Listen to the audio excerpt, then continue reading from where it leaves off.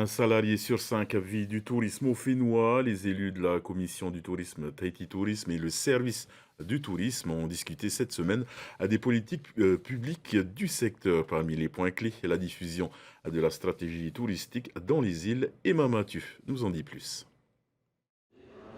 3 lois de pays ont été adoptées à l'Assemblée il y a 3 semaines pour développer et améliorer le secteur touristique. Pour mieux se conformer aux attentes de la population et des professionnels du secteur, des élus de l'Assemblée ont accompagné les agents du service du tourisme lors d'une tournée aux Marquises Nord. L'intérêt était de voir si les textes correspondaient aux attentes. L'accueil des populations, notamment des professionnels du secteur, était favorable à ces textes parce que justement les montants des dispositifs d'aide aux pensions de famille ont été revus à la hausse, ce qui est un coup de pouce pour justement ceux qui veulent se lancer ou ceux qui veulent procéder à des rénovations ou à des extensions de leurs unités d'hébergement. Et la deuxième chose positive justement, c'était que les populations ont pu nous faire part justement de leurs attentes vis-à-vis des politiques du secteur du tourisme. Le gouvernement a revu son ambition en matière de fréquentation touristique.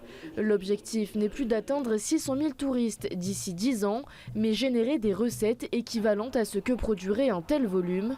Cette nouvelle orientation est donc synonyme d'une montée en gamme, privilégier le tourisme de qualité plutôt que de masse. Une étude de l'Agence de développement économique a dévoilé les besoins en hébergement supplémentaires nécessaires pour se rapprocher de cet objectif. Les projections pour pouvoir atteindre le chiffre estimé en matière de tourisme, c'est environ 450 clés sur les 3 prochaines années, puis 250 clés additionnelles pour les 7 années qui vont arriver. Donc c'est un plan sur 10 ans pour la création de nouvelles clés d'hébergement en fonction toujours des attentes et des désirs de la population, puisque ça se fait en co-construction avec les populations et les maires. Pour concrétiser cette ambition, la stratégie touristique du pays doit être diffusée en dehors de Tahiti.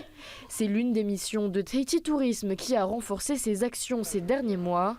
La structure a encadré, formé et structuré ses comités du tourisme dans tous les archipels. D'où l'importance des comités du tourisme et de Tahiti Tourisme qui se déplace dans chaque île touristique pour expliquer aux comités du tourisme, aux prestataires, aux communes, voire à la population, quelle est la stratégie, qu'est-ce que le tourisme durable, pour qu'on puisse tous parler du même langage et que les développements et les activités qui sont réalisées dans chaque île touristique correspondent à la stratégie, tout simplement. Pour améliorer l'accueil des visiteurs et des touristes, des formations seront proposées en 2025 par le service du tourisme et la CCISM. Elles seront destinées aux personnes travaillant dans les pensions de famille et dans les chambres d'hôtes.